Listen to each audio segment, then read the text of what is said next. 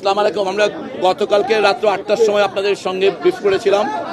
আমরা তখন আপনাদেরকে কথা বলেছিলাম যে আজকে সকালবেলা আবার আপনাদের সঙ্গে মিলিত হব। আমরা খুবই দুঃখের সঙ্গে জানাচ্ছি যে গত রাতটি আমাদের ভালো কাটেনি। আমাদের সারা রাত আসলে এই হাসপাতালে চিকিৎসকরা এবং সারা রাত লড়াই চলেছে, কিন্তু তারপরও আসলে আমরা আপনাদের সঙ্গে দুঃখের সঙ্গে শেয়ার করতে চাই গতকাল রাতের এই 12 ঘন্টার সময়কালে বাংলাদেশে আসলে যেই দুর্ঘটনাটা গতকাল ঘটেছে সেটার যারা আহত হয়েছিলেন, অগ্নিদগ্ধ হয়েছিলেন, তাদের বিষয়ে আপনি আরও বেশি খারাপ খবর আপনাদের সঙ্গে শেয়ার করতে চাই। ইতিমধ্যেই আপনারা জেনেছিলেন গতকাল আমরা যখন বলেছি যে এখানে দুটো হাসপাতালে অনেক বেশি সংখ্যক আহত অগ্নিদগ্ধ বাচ্চারা আছে।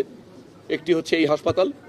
এখানে গতকালকে আমরা যে সংখ্যাগুলো বলেছিলাম, খুবই দুঃখজনকভাবে গতকাল রাতে আরও 8 জনের মৃত্যুর পর এই সংখ্যাটি এখন এসে দাঁড়িয়েছে 10। কম্বাইন্ড মিলিটারি হসপিটালে ভর্তি আছে, আমাদের এখানে ভর্তি আছে এখন এই ন্যাশনাল বার্ন ইনস্টিটিউটে 42 জন। কম্বাইন্ড মিলিটারি হসপিটালে গতকালকে রাতে আরও 3 জন ভর্তি হয়ে এখন ভর্তি আছেন ওখানে 28 জন।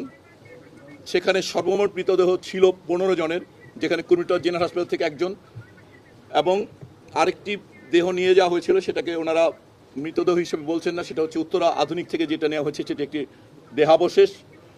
তো সেখান থেকেই তারা ইতিমধ্যে মরদেহ হস্তান্তর করেছেন 8 জনের কাছে। যিনি পাইলট, ওনার মরদেহটি মর্গে আছে এবং 6টি মরদেহ আনআইডেন্টিফাইড হিসেবে এখনও আছে।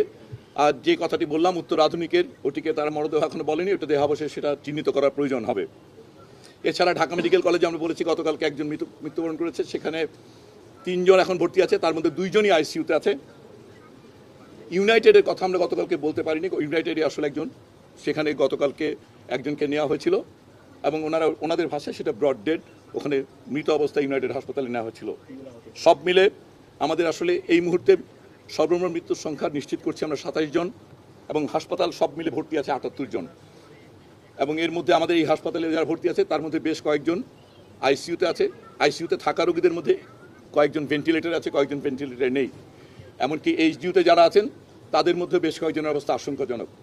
অতএব আমরা খুবই খারাপ সময়ের মধ্য দিয়ে যাচ্ছে পুরো দেশ। আপনারা সবাই দোয়া করবেন। চেষ্টা করা হচ্ছে।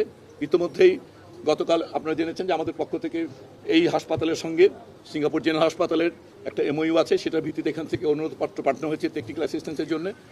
ওনারা কেস সামারিগুলো পেয়েছেন, আমাদের এই পরিচালকের পক্ষ থেকে ফর্মাল রিকোয়েস্ট করা হয়েছে।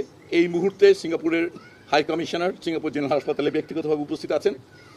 আমাদের কেস দেখে ওনারা যদি মনে করেন কাউকে পাঠানোর প্রয়োজন হবে অথবা যদি কাউকে নেওয়ার, এই বিষয়গুলো ওনাদের পরামর্শক্রমেই পরবর্তী পদক্ষেপটা নেওয়া হবে। দোয়া করবেন সবাই বাচ্চাগুলোর জন্য। আর এই হাসপাতালে কেউ ভিড় করবেন না, রক্ত সংগ্রহ একটু পর শুরু হবে। আপনারা জেনেছেন ইতিমধ্যে আমাদের আসলে যে পরিমাণ আহত, আমরা বললাম 78 জন, এরা শিশু, এদের প্রয়োজন রক্তের পরিমাণ বা প্রয়োজনীয়তা অল্প। অতএব 100 জন আসলে আমাদের বলা যায় রক্তদানকারী প্রয়োজন নেই। অতএব এই মুহূর্তে অনেক ভিড় না করে যারা সত্যি নেগেটিভ গ্রুপ এবং অন্যান্য ব্লাড গ্রুপ যারা, তারা কয়েকজন আসলেই হবে। এই রক্তগুলো এখানে সংগ্রহ করা হবে ঢাকা মেডিকেলের ব্লাড ট্রান্সফিউশনে। এছাড়াও আমাদের বিএমইউর আইসিইউ সেট আমাদের প্রস্তুত আছে। সো আমাদের দিক থেকে প্রস্তুতিটুকু যথেষ্ট আছে। এখন আসলে বাকিটুকু সৃষ্টিকর্তার উপর আসলে নির্ভর করে।